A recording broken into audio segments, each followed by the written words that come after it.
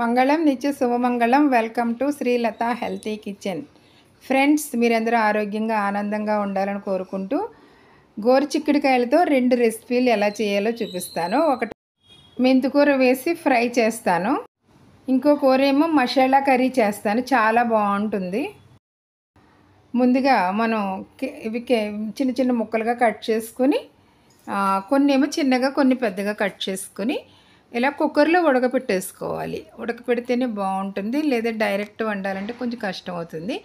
అలాగే మెంతికూర తీసుకుని దాన్ని చిన్న చిన్న ముక్కలుగా కట్ చేసుకోవాలి. మెంతికూర ఎక్కువగా వాడుతూ ఉండాలి. ఆకుకూరలో చాలా మంచిది ఆరోగ్యానికి. ఇంకా ఉడికిపోయి మెత్తగా ఉడికిపోయి అట్లు సెపరేట్గా తీసుకోవాలి. కొంచెం బాణలు పెట్టుకుని అందులో నేను వెన్న వేసుకున్నాను, కొంచెం ఆవాలు, కొంచెం జీలకర్ర వేసాను. అలాగే కొంచెం నేను ఇవి ఉంటాయి కదా, పోపు సామాను వేస్తాను. ఇందులోనే కరివేపాకు, చిల్లీ ఫ్లేక్స్ అన్నీ కూడా ఉంటాయి. ఎందుకంటే నేను వెన్న వేస్తాను కాబట్టి అందులో కొంచెమే వేయాలి, ఎక్కువ వేస్తే వేగవు. కాబట్టి నేను అలా చేసేసుకుని పోపు సామాను రెడీ చేసుకుంటాను. అందులో చిన్న చిన్న ముక్కలుగా కట్ చేసుకున్న ఈ ముక్కలను వేసాను. గోరుచిక్కుడుకాయ ముక్కలు. గోరుచిక్కుడుకాయలో ఫైబర్ ఎక్కువగా ఉంటుంది. సుఖవిరోచనానికి ఇది చాలా ఉపయోగపడుతుంది. అలాగే ఎన్నో విటమిన్స్ కూడా చాలా ఎక్కువ ఉంటాయి. అందులో కొంచెం పసుపు వేసుకుని కాస్తంత ఫ్రై చేసుకోవాలి. తర్వాత వచ్చి మెంతికూరను కూడా యాడ్ చేసేసుకోవాలి అనమాట.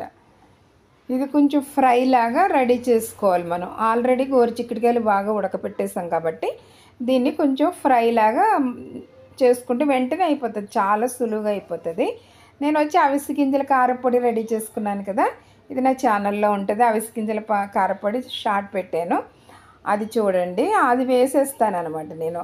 ఇంకా వేరే కారం అవి అవసరం లేకుండా ఈ కారపొడి వేసేసుకుంటే మనకి ప్లస్ మనకి టేస్ట్గానే ఉంటుంది, పక్క హెల్తీగా కూడా ఉంటుంది.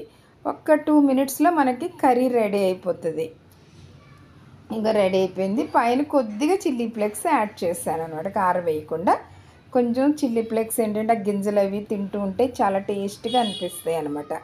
గోరుచిక్కుడుకాయలు అంటే కర్రీ అంటే ఇష్టపడరు పిల్లలు, ఇష్టపడరు, మనకు కూడా ఇష్టం ఉండదు. కానీ దాన్ని ఇలాగ మనం బాగా చేసుకుని కాస్తంత నెయ్యి కూడా యాడ్ చేసుకుంటే తినేటప్పుడు కమ్మగా అనిపిస్తుంది అనమాట.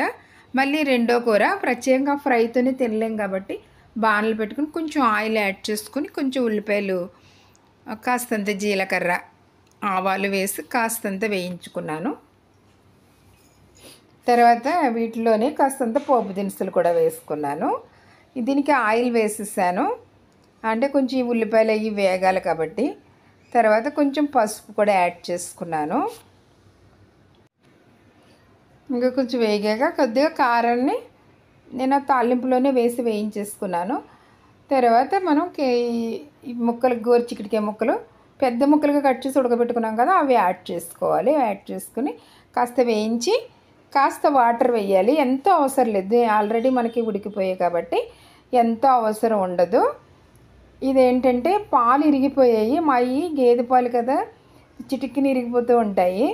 అదే ప్యాకెట్ పాలు అయితే మనం ఎన్ని రోజులు అలా వదిలేసినా కూడా ఇరగవు. ఇది కొంచెం లేట్ చేశాను, అంతే విరిగిపోయాయి. అది నేను కొంచెం పసుపు యాడ్ చేసి ఇందులో వేసాను. కొంచెం గరం మసాలా, ఏంటంటే ఇది మరి కొంచెం మనకి ఇగురు కూర కాబట్టి గరం మసాలా ప్లస్ అవిసె గింజల పొడి ప్లస్ ధనియాల పొడి కూడా యాడ్ చేసుకున్నాను. ఈ కర్రీ అయితే చాలా టేస్ట్గా ఉంటుంది.